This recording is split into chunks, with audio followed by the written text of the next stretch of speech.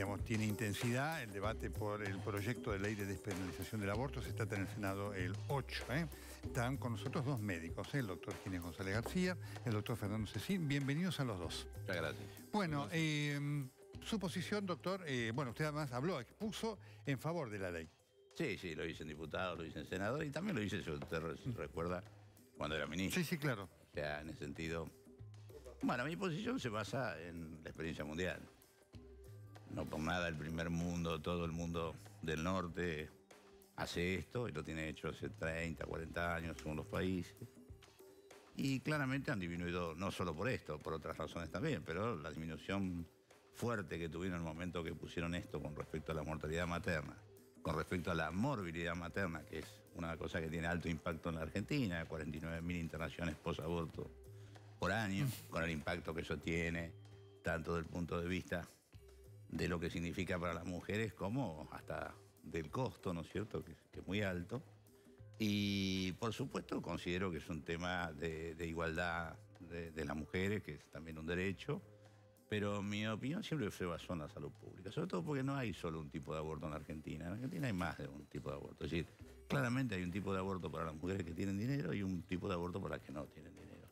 Y las consecuencias no son iguales. Entonces, en un país que está siendo lamentablemente tan desigual, es también un factor de igualdad dar un acceso público a lo que es además la tecnología moderna, que elimina muchas de las cosas del pasado, que eran hasta crueles, y hoy se resuelve más del 95% de los casos con medicamentos. Entonces, hoy esos medicamentos uno no está permitido en la Argentina y el otro tiene otro uso, que es el que se deriva. Es decir, la clandestinidad para lo único que sirve, en mi modo de ver, es para que haya más muerte, más enfermedad, mercado negro, desigualdad social, y creo que en realidad tenemos que parecernos al primer mundo y no al último mundo, como es África o América Central, que son los que todavía tienen legislaciones restrictivas. Doctor Cecín. Sí, tanto nos preocupa la clandestinidad, tenemos que tener en claro que no he visto nunca que se ha hecho nada por perseguir esas clínicas clandestinas. Recuerde que en el año 2010, Nelson, se legalizó el juego para erradicar el juego clandestino y hoy tenemos el país lleno de casino, bingos, y el juego clandestino sigue existiendo. Y en tercer lugar, cuando usted entra en el detalle de esta ley, esto es una ley que fomenta la clandestinidad. ¿Por qué le digo esto? Porque a partir de la semana 15, si usted se hace un aborto fuera de las causales, que se lo permiten hasta finalizado el embarazo, son tremendamente laxas, porque es salud entendida como todo derecho humano, y esto es la definición de la OMS, que completo estado de bienestar físico, psíquico y social, y no necesariamente ausencia de enfermedad. Entonces cualquier mujer dice, mire, estoy deprimida, esto puede comprometer mi salud psíquica, podría ser una causal de aborto hasta un minuto antes de nacer, por supuesto sabiendo que el aborto no es un antidepresivo, ¿no? Pero lo que le quiero decir es, ahora, supongamos que usted no entre en estas causales, usted puede realizarse un aborto, pero con penas mucho menores a las que existe hoy. Es decir, que si no tiene una causal y usted se hace un aborto después de la semana 15, las penas van de 3 meses a 1 año, cuando en la actualidad es de unos 4 años. Entonces, indirectamente se está fomentando el aborto clandestino, Nelson. Por supuesto, esto no es nada seguro, pero realmente para mí es una aberración, ¿no? Doctor. El aborto, tal cual lo plantea el amigo, por causales, existe hace casi 100 años en el Código Penal argentino. Es decir, nosotros fuimos pioneros como país en una legislación cuando la mujer no votaba, no tenía patria potestad, no tenía posibilidad de propiedad sobre sus bienes, tenía muchas dificultades de acceso a la educación. Y en ese momento se hizo por causales, como está. Es decir, que lo que él dice que la segunda parte es como está hoy, no es una innovación.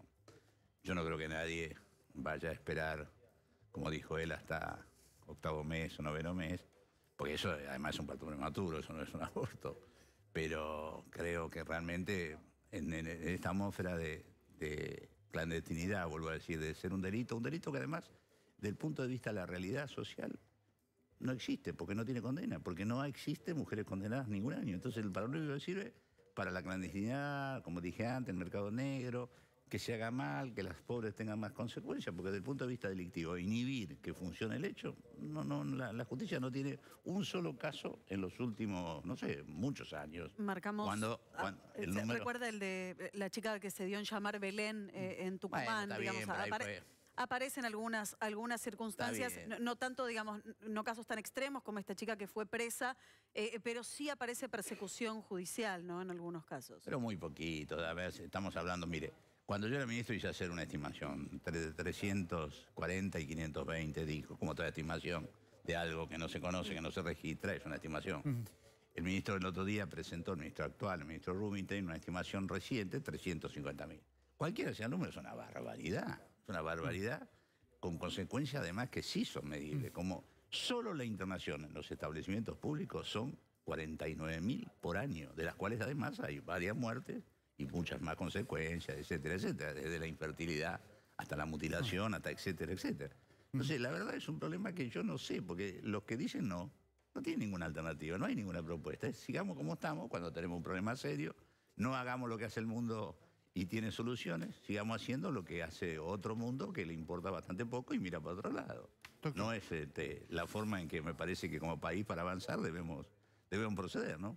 Doctor. Sí, cómo no. Mire, el dato que arroja el doctor es correctísimo. 49.000 egresos hospitalarios por aborto, año 2016. Sin embargo, el Ministerio de Salud, en las estadísticas institucionales, no discrimina qué tipo de aborto, y acá se lo tengo, puede ser embarazo ectópico, molegatiforme, aborto espontáneo, aborto médicos, otros abortos, aborto no especificado, y el aborto autoinducido o realizado en alguna clínica clandestina. Ahora, esto ha llevado al Ministerio de Salud a tener que aclarar que en realidad, cuando ellos dicen hubo 43 muertes por aborto, 31 en el año 2016 fueron por abortos no especificados o abortos clandestinos. Y no está discriminado cuál es cuál. Ahora, comentó la cifra de los 500.000. Si usted repasa, Nelson, la estrategia en todos los países donde se ha legalizado el aborto, la primera estrategia, uno, es copar los medios de difusión. Número 2, mentir con las cifras. Número 3, atacar a las iglesias locales. Número 4, desprestigiar científicos y expertos, especialmente tratando de convertir a ese ser humano en etapa embrionaria en una cosa, porque es la única forma que tienen de romper ese vínculo extraordinario que se produce entre madre e hijo. La única forma es decir, mire, ahí lo que usted tiene no es un hijo, es una cosa, entonces lo puede justiciar. Y con respecto a esto del desprestigio, déjeme, Nelson, manifestar nuestro repudio de todos los médicos por la vida, por los agravios que ha sufrido una eminencia, un colega, una persona extraordinaria que ha hecho muchísimo bien al país con sus fundaciones, dando de comer a los niños, ha salvado la vida de miles de niños en nuestro país, tiene sucursales en otras partes de Latinoamérica, que es el profesor Abel Albino, así que absoluta solidaridad con él, que ha hecho una presentación extraordinaria y manifestamos realmente nuestro repudio a todos esos medios de comunicación que han sufrido el agravio, ¿no? Debo decirle, sí, debo aclararle, mire, por supuesto los agravios no. Las críticas sí, yo le tengo el mismo respeto que usted por el doctor Albino. Lo critiqué porque ayer lo que él dijo fue una inexactitud científica severa, pero lo critiqué por eso. Así que la crítica no es el agravio, así que son dos cosas distintas. Sí, mire, pero la crítica, porque él lo que dijo ayer fue algo de un error severo que me parece que solo tenemos que mencionar en esa dimensión. Sí, mire, yo, Nelson y Marina y Carolina, me tomé el trabajo de buscar qué es lo que dice el CDC. El CDC es el Centro de Control y Prevención de Enfermedades de los Estados Unidos. ¿Qué es lo que dice con respecto a los condones? Dice, en la actualidad, el uso de los condones de látex reducen los riesgos de transmisión sexual y del HIV. Reducen, no lo anulan. Sabemos que los profilácticos dijo que no son perfectos, para nada, un 30%. Para nada. Pero fíjese qué interesante, dice, la forma más confiable de evitar transmisión de enfermedad de transmisión sexual y el SIDA son la abstinencia sexual o estar en una pareja monogámica, en una relación con una pareja no infectada. Lo digo yo, lo dice el CDC. Doctor, por supuesto. Perdón. Quiero decir esto médicamente.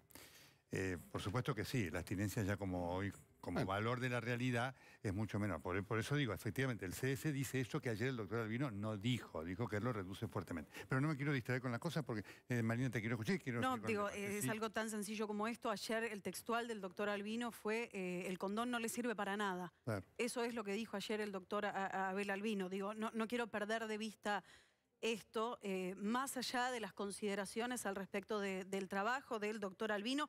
Tiene un libro publicado hace muchos años cuyo título es Gobernar es poblar y cuyo capítulo 1 tiene de título Desnutrición infantil y salud sexual.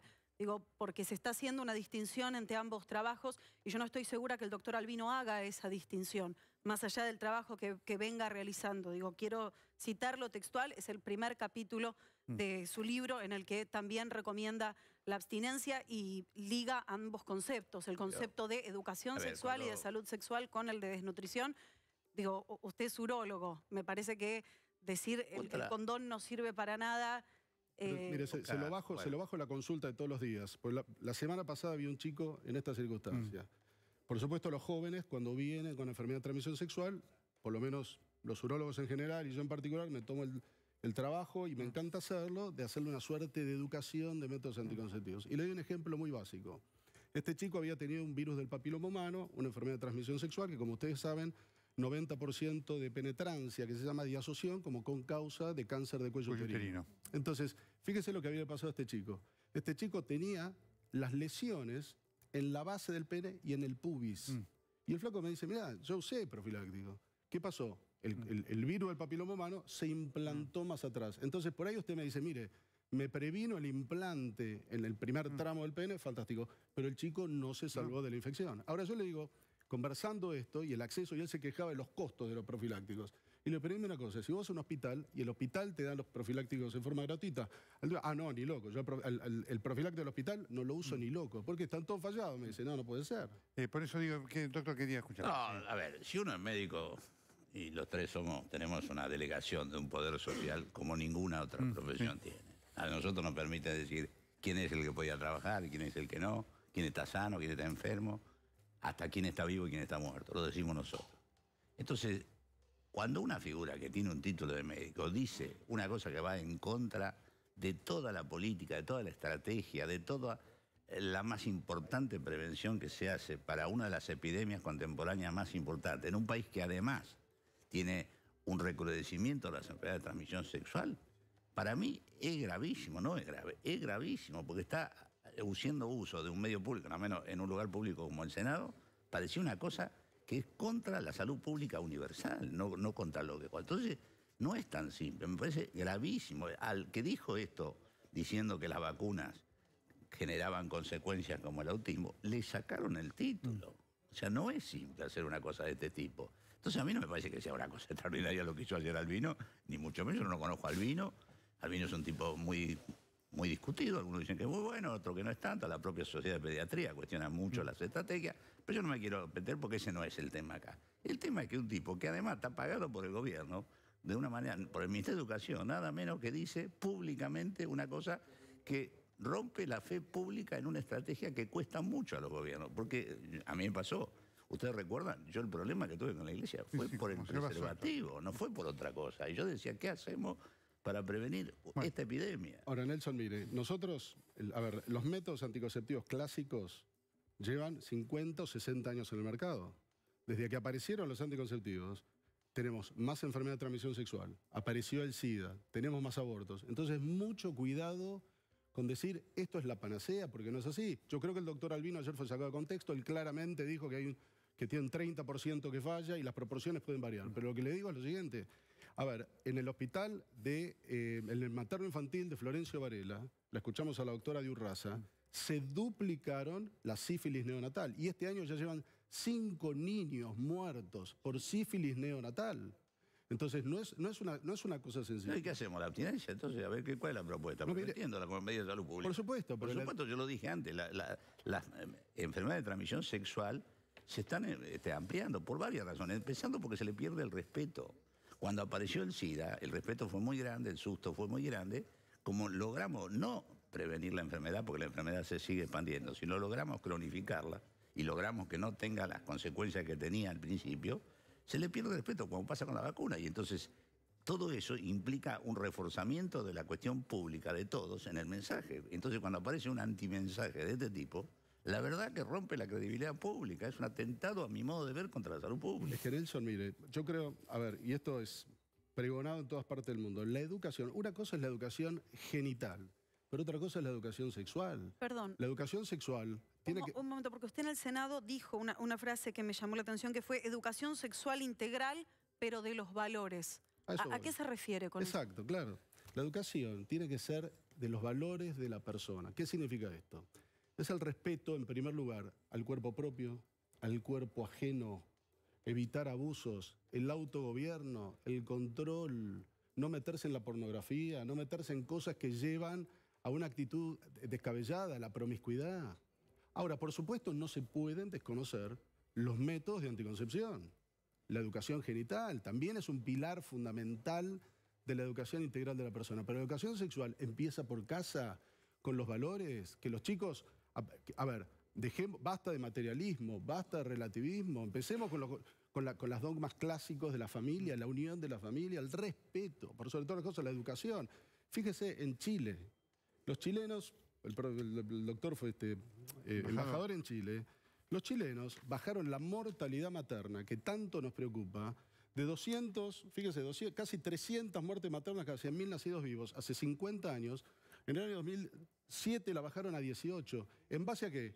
Educación. Número 2, programas de cuidado perinatal. Y cuando en el año 89, un año antes del finalizar el gobierno de Pinochet, ellos abolen el aborto, es decir, lo dejan digamos, antes estaba despenalizado y lo suprimen, ya lo prohibieron hasta el año 2017, que se vuelve a aprobar con algunas causales, lo despenalizan con causales. La mortalidad materna siguió bajando. ¿Qué fue lo que ellos estudiaron y que evaluaron? La mortalidad materna no disminuye ni aumenta tampoco, mucho cuidado, con el aborto. Depende de la sanidad, el acceso a la red cloacal, el acceso al agua potable, los cuidados perinatal y por sobre todas las cosas, la educación. Esto también fue estudiado en México con mismos resultados. Doctor. No, yo creo que la mortalidad materna por causa evitable, claramente, y la morbilidad, esta es la principal que podemos hacer. Creo que pocas veces una ley, porque tiene la mejor siempre intención al legislador, pero creo que pocas veces una ley puede cambiar la historia. Y esta la puede cambiar porque saca de la clandestinidad una cosa que pasa y que tiene consecuencias.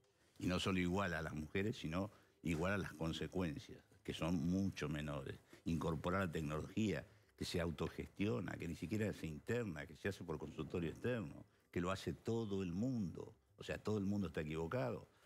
Todo Occidente, todo el norte del mundo son asesinos seriales, porque cuando uno escucha las cosas que escucha en estos debates, son todos asesinos. Además, yo le digo una cosa, si fuera cierta la teoría de que es un asesinato, hay que parar ya una de las leyes más queridas que tuvieron los argentinos, que es la ley de salud reproductiva, porque ahí se producen embriones, de los cuales la mayoría se desechan. Entonces tenemos que hacer un cambio total según la ideología, que no es ideología, es un problema de la evidencia científica contra las creencias, del razonamiento sobre las pasiones. Entonces, así no se avanza cuando uno busca dónde tuvieron los éxitos, cómo los hacen, depende de más cosas, es cierto, pero es cierto que como causal es el evitable más importante de todos. Mire, Nelson, desde el advenimiento de las ecografías y de los avances en genética se acabaron las creencias. Los médicos practicamos la medicina basada en la evidencia. ¿La evidencia científica cuál es? Que hay vida desde la concepción. El ser humano, como en todos los mamíferos, en una línea de tiempo, 0 a 100, comienza la concepción. Entonces, legal o ilegal, el aborto lo va a matar igual, mata a 2 personas. Ahora, fíjese lo que pasó en Rosario la semana pasada, Hospital Iturraspe, aborto legal, estallido de útero, cirugía de urgencia, trasladada al Hospital Cuyen, terapia intensiva, gastos, transfusión, etcétera. Lo mismo en el Hospital de Ensenada. Keila Jones, aborto legal, Ciudad de Esquel, la chica se murió, el nene muerto, la familia destruida.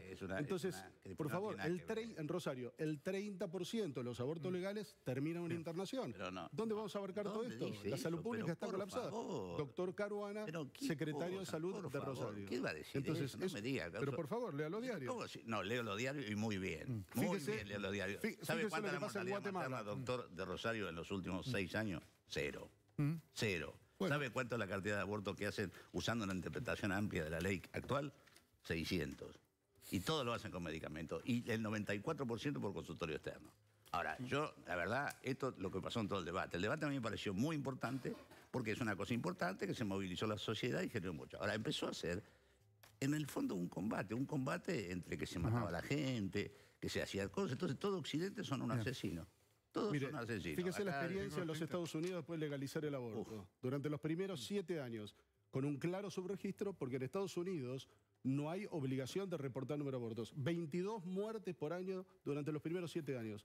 Esto nos va a llevar a una catástrofe. Bueno. Catástrofe es la que ya sanitaria, social y de salud pública. Catástrofe es la que hay ahora y es de la que queremos salir. Con esto de hacer terrorismo. Y decir no, sin propuesta, vamos a ir. Fíjese lo que pasa hoy en Guatemala. Le ofrece 10% de descuento si usted se hace un aborto pago en efectivo. A esto nos quiere llevar. La legalización no solamente habilita matar a un chico, sino habilita un negocio millonario. Por eso todos los centros que hoy lo tienen ilegal hacen lobby y están desesperados por legalizarlo para legalizar sus negocios. Si se hace con pastillas, si no se hace más en el negocio, si lo hace la 30% necesita una internación. Una ley. Y todos los estudios de la Asociación de Economía de Salud, del Ministerio, demuestran cuánto menos se gastaría. No diga eso. Fíjese lo que pasó en España. Máquina, pero saca papelito por todos lados. Nos quieren mentir pero no me mienta que con la legalización disminuye el número de abortos. Pero sí. Fíjese en España. El mundo está equivocado. El mundo está equivocado. Agarra papelitos así. No es así. Hablemos en serio. Basta. Los dos. Porque la verdad que es increíble.